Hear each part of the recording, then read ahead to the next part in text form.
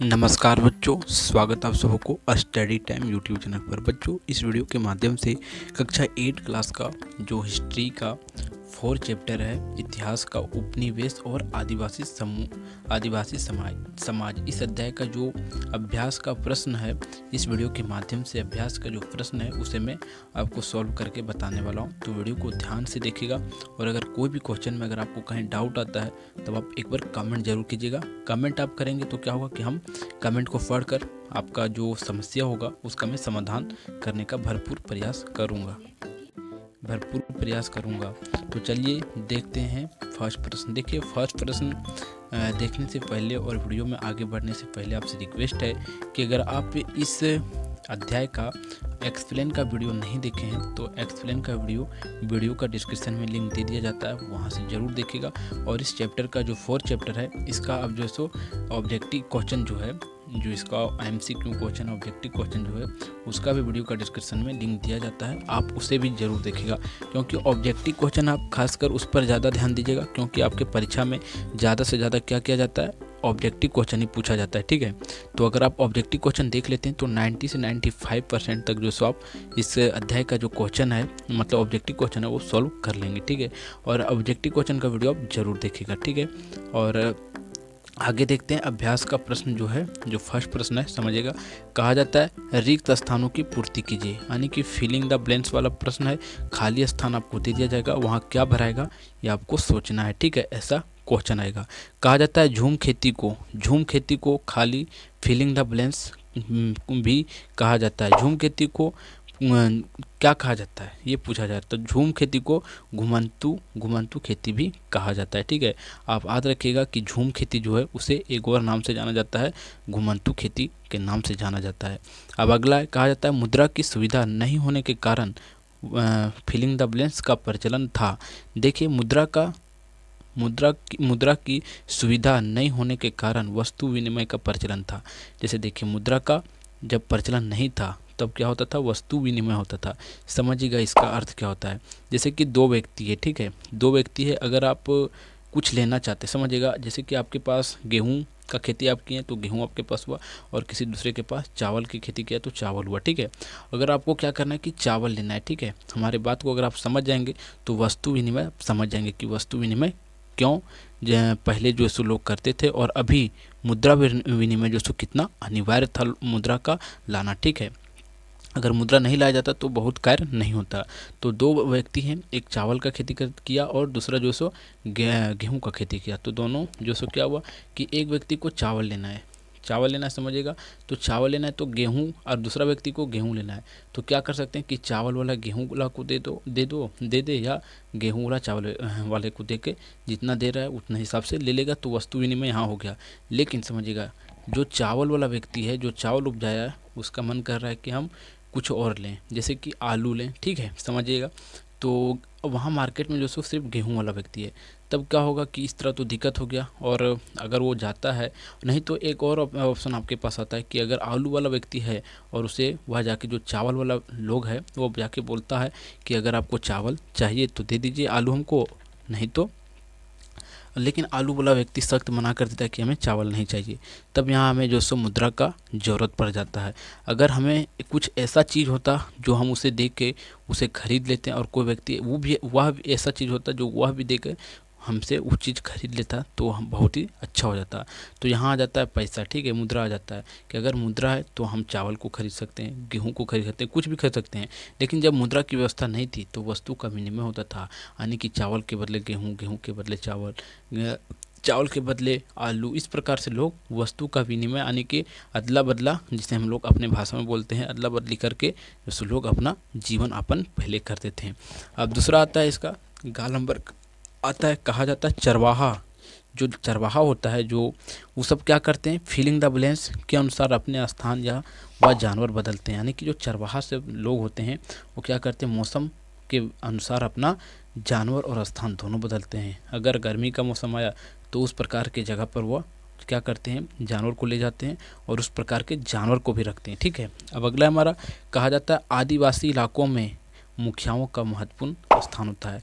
कि आदिवासी का जो इलाका होता है, जो उस ग्रुप आदिवासी का उस ग्रुप का जो हेड होता है, जिसे हम लोग मुखिया कहते हैं, तो उस मुखिया का लोग जो वहाँ बहुत ही वैल्यू देते हैं और बहुत ही उसे इम्पोर्टेंट व्यक्ति मानते हैं। ठीक है, इस प्रकार से होता है और उसका बाद पूरे उस समाज के या समुदाय के लोग मानते हैं। ठीक है, आदिवासी में।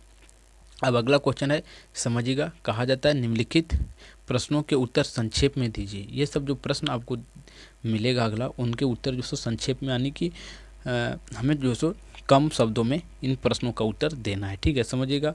कहा जाता है कि क्या है, इन प्रश्नों का उत्तर समझिएगा। कहा जाता है झूम खेती, झूम खेती का क्या महत्व है? झूम खेती जो है उसका क्या महत्व है, समझिएगा। कहा जाता है झूम खेती, जिसे घुमंतू और धान खेती भी कहा जाता है। ठीक है, झूम खेती को। और आगे कहा गया है कि एक कृषि प्रणाली है। ये जो झूम खेती से क्या है, ये कृषि प्रणाली है जिसमें जंगल को साफ करके खेती की जाती है। क्या किया जाता है झूम खेती में, कि जंगल का जो इलाका होता है उसे लोग साफ कर देते हैं और वहीं जो सो खेती करते हैं। तो इस प्रकार आगे फिर देखिए कहा जाता है, और आगे कहा जाता है यह आदिवासी समुदायों के लिए भोजन और जीविका का स्रोत होता है।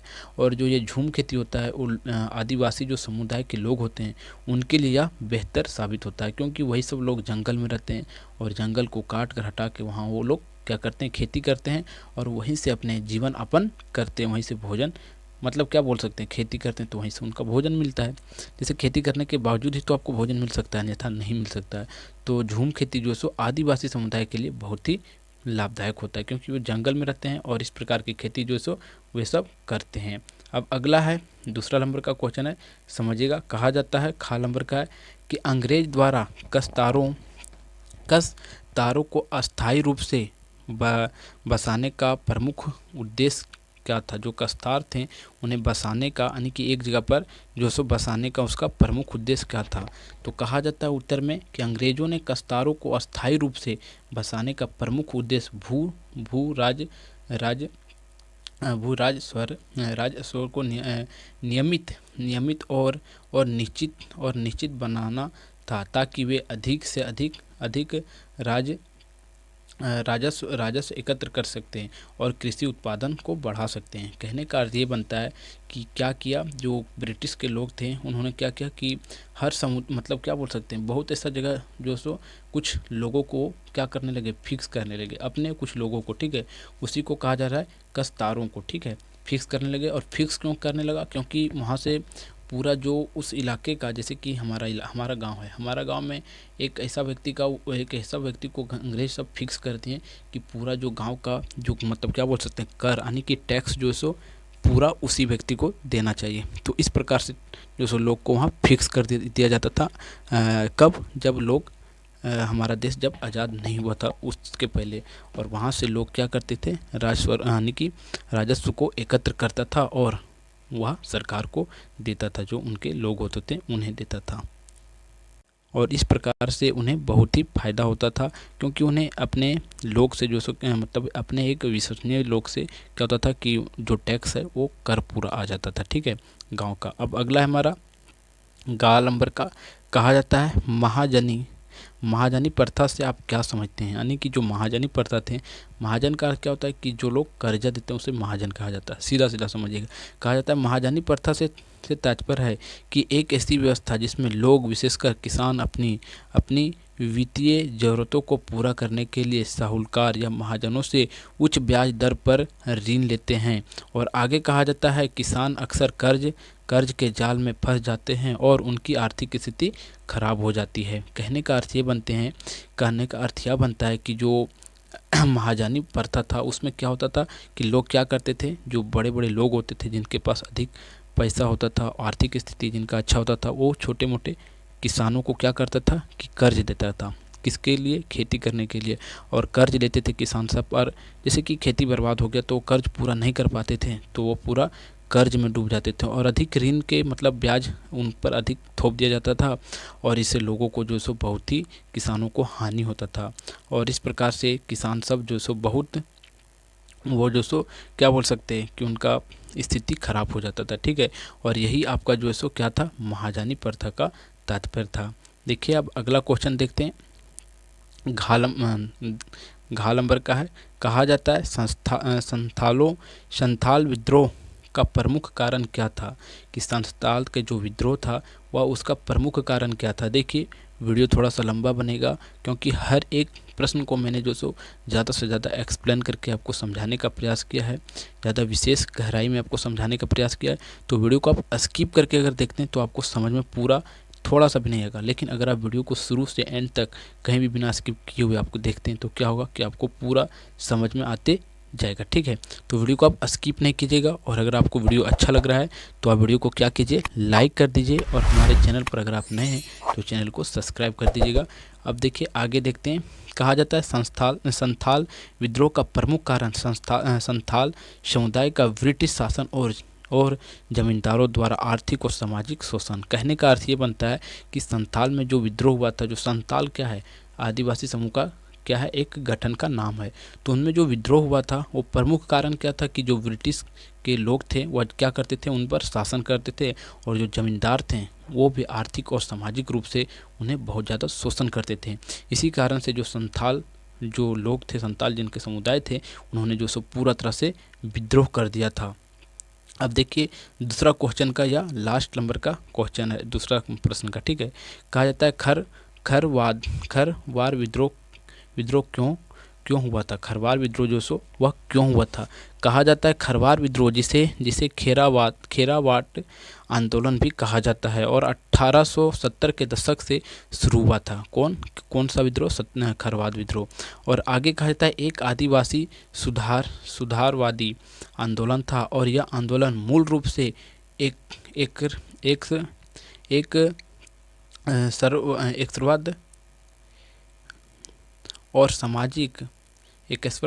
सर्ववाद और एकेश्वरवाद और सामाजिक सुधार का समर्थन करता था। लेकिन बाद में यह राजस्व बंदोबस्ती के खिलाफ और ब्रिटेन शासन के आर्थिक शोषण के खिलाफ एक विद्रोह में बदल गया। कौन सा विद्रोह था, खरवार विद्रोह। जो क्या हुआ, क्या जो सो एक आर्थिक और क्या बोल सकते हैं, एक ब्रिटिश शासन के आर्थिक शोषण के खिलाफ जो सो यह विद्रोह पूरा तरह से भड़क गया, और यह विद्रोह जो सो 1870 के दशक में हुआ था। ठीक है, अब अगला प्रश्न देखते हैं, जो थोड़ा सा बड़ा प्रश्न होते हैं, और जो 3 से 5 नंबर या 6 नंबर के क्वेश्चन में ज़्यादा ये प्रश्न पूछा जाता है। और ये प्रश्न जो सो कहा जाता है कि चर्चा कीजिए, यानी कि ये क्वेश्चन जो सो चर्चा करने लायक का क्वेश्चन होता है। ठीक है, तो देखिए क्या कहा जाता है बिरसा मुंडा, ये 3rd नंबर का क्वेश्चन है। कहा जाता है बिरसा मुंडा ने अपने आइयों से क्या आह्वान किया, और उनके आह्वान का क्या प्रभाव पड़ा। आह्वान का अर्थ क्या होता है कि यानी कि उनके आह्वान आने की मांग, मतलब किसी को बुलाना, इस तरह से यही होता है। आह्वान का अर्थ होता है कि किसी को बुलाना, तो उनसे जो सो उन्होंने क्या मांगा। आह्वान का अर्थ ये होता है कि उन्होंने क्या मांगा अपने लोगों से, जो बिरसा मुंडा था। कहा जाता है, समझिएगा 3rd नंबर क्वेश्चन का आंसर है, बिरसा मुंडा ने अपने अनुयायियों से एक साथ आने और ब्रिटिश शासन के खिलाफ संघर्ष करने का आह्वान किया। अपने लोगों से क्या किया, उन्होंने बोला कि आप जो सो ब्रिटिश शासन के खिलाफ और एकजुट हम लोग होकर जो सो क्या करना है, उसके खिलाफ हमें आंदोलन संघर्ष करना है। आगे कहा जाता है उन्होंने अपनी पारंपरिक जीवन को फिर से स्थापित करने और अपनी जमीन को वापस पाने के लिए उल गुनान नामक एक विद्रोह की शुरुआत की, और उनके आह्वान का प्रभाव यह था कि मुंडा विद्रोह, जिसे उल गुलान के नाम से भी जाना जाता है। कहने का अर्थ ये बनता है कि जो बिरसा मुंडा जो थे, यानी कि उनके समुदाय पर और उनके पर इतना ज़्यादा जो सो अंग्रेज सब अत्याचार कर रहे थे कि वह जो सो विद्रोह करने के लायक विद्रोह में खड़े हो गए। और जो विद्रोह उन्होंने किया वो जो सो क्या हुआ, उनका नाम जो सो उल गुलान नाम का जो सो पड़ गया। ठीक है, यानी कि उन्होंने जो विद्रोह किया वो उन्होंने उनका जो सो एक नाम दे दिया, और उस नाम को उल गुलान नाम दिया। ठीक है, और इस विद्रोह में इतना ज़्यादा वो फेमस हुए, इस विद्रोह का नाम इतना ज़्यादा फेमस हुआ कि वह जो सो उल गुलान नामक से जाना जाता है अभी भी। ठीक है, अब देखिए अगला क्वेश्चन है, 4था नंबर का क्वेश्चन है। कहा जाता है क्या, समझिएगा। देखिए 4था नंबर के क्वेश्चन में यानी कि चौथा नंबर को क्वेश्चन देखने से पहले और वीडियो में थोड़ा सा आगे बढ़ने से पहले आपसे थोड़ा सा रिक्वेस्ट है कि आप जो सो हमारा एक बार चैनल का जो सो प्लेलिस्ट जो है आपके लिए जो प्लेलिस्ट बनाया गया है उस प्लेलिस्ट को आप एक बार ज़रूर चेकआउट कीजिए, क्योंकि प्लेलिस्ट अगर आप चेकआउट करते तो क्या होता है कि वहाँ आपके क्लास के रिलेटेड सभी, यानी कि जो आप 8 क्लास में हैं तो 8 क्लास के related science, Hindi, math, English, Hindi जितने भी है सबके आपको वीडियो वहाँ अवेलेबल मिल जाएगा। ठीक है, एसएसटी का पूरा ऑब्जेक्टिव क्वेश्चन से लेकर प्रश्न उत्तर और एक्सप्लेन वीडियो तक मिल जाएगा। तो आप एक बार हमारा क्या कीजिए कि हमारा एक बार जो सो प्लेलिस्ट देखिए। प्लेलिस्ट देखने के लिए आप हमारे किसी भी वीडियो से आके जो सो प्लेलिस्ट चेक कर सकते हैं। तो देखिए प्लेलिस्ट चेक करने के लिए हमारा चैनल का आपको किसी भी प्रकार का वीडियो आया है हमारा चैनल के रिलेटेड तो आप यहाँ जो सो क्या कीजिए उस पर क्लिक कीजिए। ठीक है, आप यहाँ क्लिक करेंगे तो आप देखेंगे हमारा चैनल पे जो है स्टडी टाइम ये जो सो खुल गया है। ठीक है, आप देख सकते हैं यहाँ आपको स्टडी टाइम लिखाते हुए दिख रहा होगा। अब आगे क्या करते हैं, देखिए यहाँ आता है आपको वीडियो, देखिए वीडियो है, शॉर्ट्स है, होम पेज है और यहाँ पोस्ट है और यहाँ आपको एक दिख रहा होगा प्लेलिस्ट।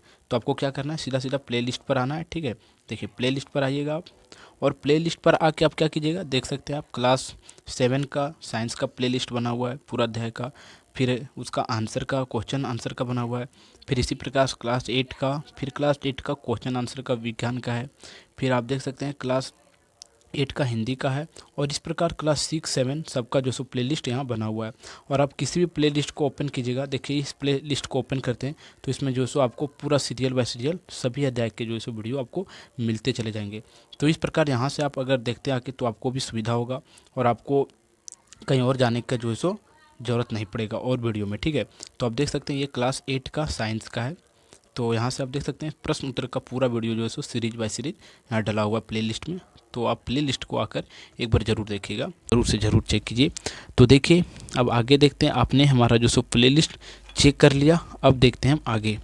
कहा जाता है कंपनी शासन के बाद आदिवासी इलाकों पर क्या प्रभाव, यानी कि कंपनी के जब ईस्ट इंडिया कंपनी ने शासन किया पूरे इंडिया में, उसके बाद आदिवासी जो समुदाय है उन पर जो सो क्या प्रभाव पड़ा समझिएगा। कहा जाता है कंपनी शासन ने आदिवासी इलाकों पर कई नकारात्मक प्रभाव पड़े और जो हमारा क्या बोल सकते हैं आदिवासी के जो समुदाय है उन पर बहुत ऐसे इफेक्ट पड़े जिनसे उन्हें नकारात्मक इफेक्ट बहुत ज़्यादा पड़ा।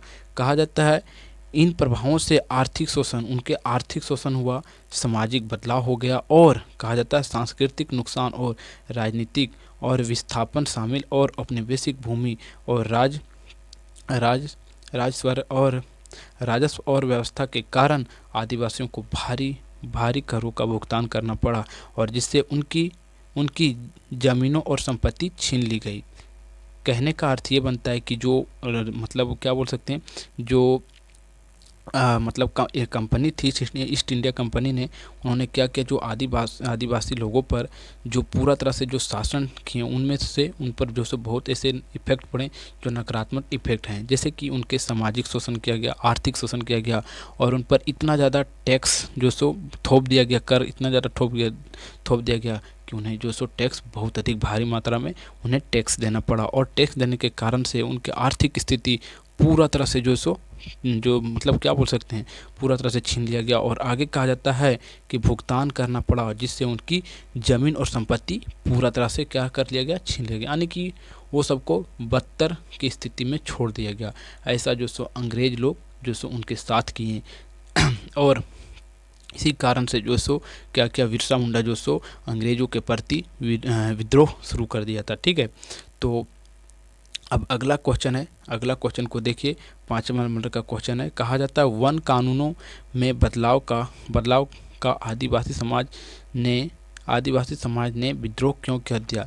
देखिए वन के कानून में कुछ सरकार ने जो सो मतलब जब ईस्ट इंडिया कंपनी जो थी उन्होंने जब जो सो क्या किया कि वन के कानून में कुछ बदलाव किया, तो जो आदिवासी समुदाय जो थे वो जो सो क्या किए, विद्रोह कर दिए। कहने का अर्थ ये बनता है कि आदिवासी समुदाय के जो लोग होते हैं वो अधिक से अधिक देखा जाए तो जंगल में ही रहते हैं और जिसके कारण से उनका वन ही सब कुछ होता है, घर द्वार सब होता है।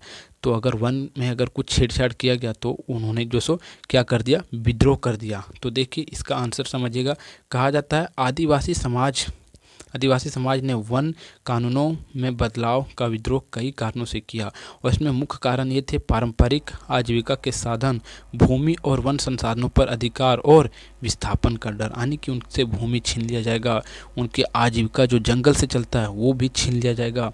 यानी कि बहुत ऐसे रीजन आ गए जो उन रीजनों को लेकर उनके मन में डर बैठ गया और डर होने के कारण से उन्होंने विद्रोह चालू कर दिया। ठीक है सर, मतलब ब्रिटिश कंपनी के प्रति विद्रोह चालू कर दिया, जिससे फिर उन्हें जंगल के जो नियम बनाया गया था उन नियमों को जो सो पारित नहीं होने दिया और हटाना पड़ा। ठीक है, अब अगला हमारा 6 नंबर का क्वेश्चन है। कहा जाता है बिरसा मुंडा ने उल गुलान क्यों किया था, यानी कि बिरसा मुंडा जो विद्रोह किया था उसका नाम उल गुलान नामक पड़ा था, तो उन्होंने यह विद्रोह क्यों किया था समझिएगा। कहा जाता है बिरसा मुंडा ने उल गुलान विद्रोह इसलिए किया था क्योंकि वे ब्रिटिश सरकार द्वारा आदिवासियों के शोषण और उनके पारंपरिक जीवन पर होने वाले अत्याचारों से परेशान थे।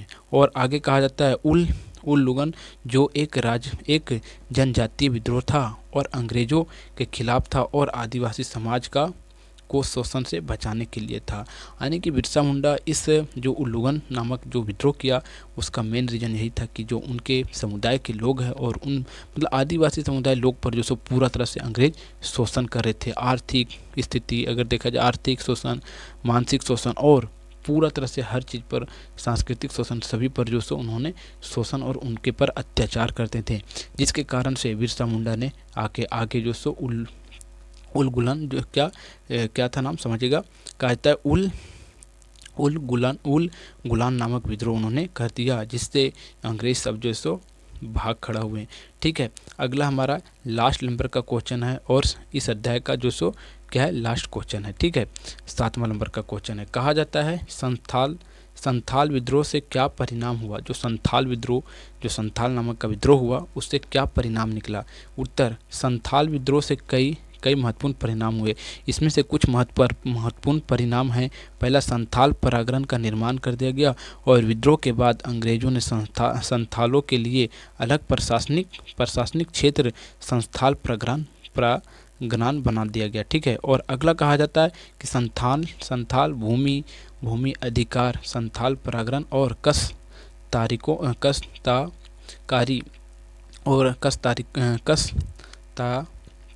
तस्कारित्व और अधिनियम 1876 पारित किया गया और जो संथालों को भूमि अधिकार की रक्षा है। और अगला कहा जाता है जनजातीय आंदोलन और राष्ट्रीय प्रतिरोध पर प्रभाव और संथाल विद्रोह ने भविष्य के जनजाति आंदोलन और राष्ट्रीय प्रतिरोध पर अस्थायी प्रभाव डाल दिए।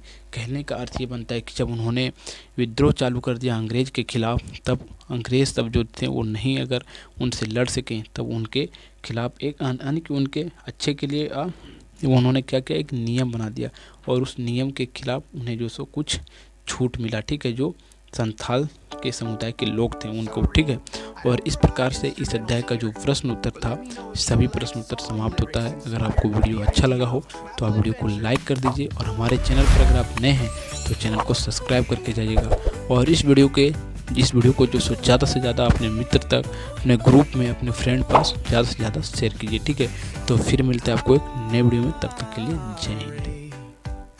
I don't provide instrumentals here, but let me know